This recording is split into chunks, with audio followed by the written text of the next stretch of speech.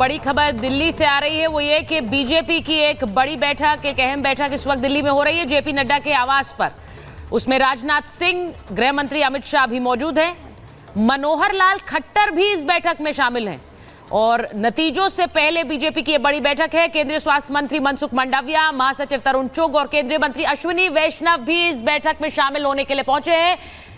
BJP के राष्ट्रीय अध्यक्ष जेपी नड्डा के आवास पर यह बैठक हो रही है। अब आप सोचिए कि कल नतीजों का दिन है, उससे पहले बीजेपी खेमे में भी बैठकें लगातार हो रही हैं। कल 7LKM में प्रधानमंत्री आवास पर एक अहम बैठक थी, उससे पहले पदाधिकारियों की बैठक जेपी नड्डा ने ली थी। आज जो बड़े पदाधिकारी हैं केंद्रीय मंत्रिमंडल के और संगठन के, उनकी बैठक इस वक्त जेपी नड्डा के आवास पर।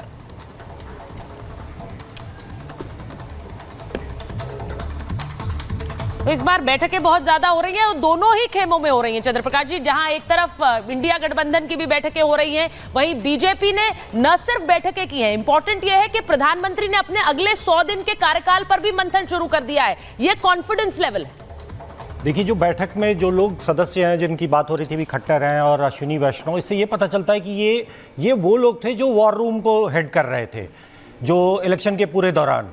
तो मतलब ये अब एक तरह का आगे की रणनीति, सीटें कहाँ से आ रही हैं, कहाँ से हम करना है, उस रूप में है। इसको बहुत कोई रणनीति के मतलब अगले स्तर को हैंडओवर जैसा कुछ हो सकता है, मेरा अनुमान है। ये मैं कोई पक्के तौर पे नहीं कह रहा हूँ, लेकिन ये ज़्यादातर लोग वो हैं जो वॉर रूम को देख रहे थे, इलेक्शन की स्ट्रेटेजी को देख रहे थे, चुनाव प्रचार को देख रहे थे।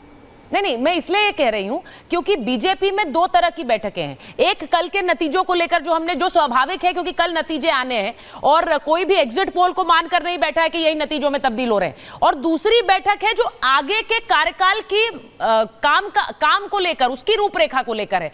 तो ये जो एक ऋषि जी एक कॉन्फिडेंस लेवल है कि यहां सरकार बनते ही कैसे काम शुरू करना है, उसे लेकर एक 100 डे प्रोग्राम भी प्रधानमंत्री ने बना दिया है। ये दिखाता है कि एक कॉन्फिडेंस बीजेपी और एनडीए में है कि they are returning to power.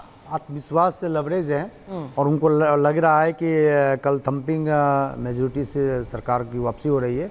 और नो डाउट प्रधानमंत्री ऐसे लोगों में से हैं, ऐसे नेता हैं जो आगे के क्या रोड मैप होगा वो पहले एक तरह से तैयार हो जाता है। मुझे लगता है कि चुनाव से पहले ही एक तरह से रोड मैप तैयार हो गई होगी कि यदि सरकार आती है तो अगले 100 दिन में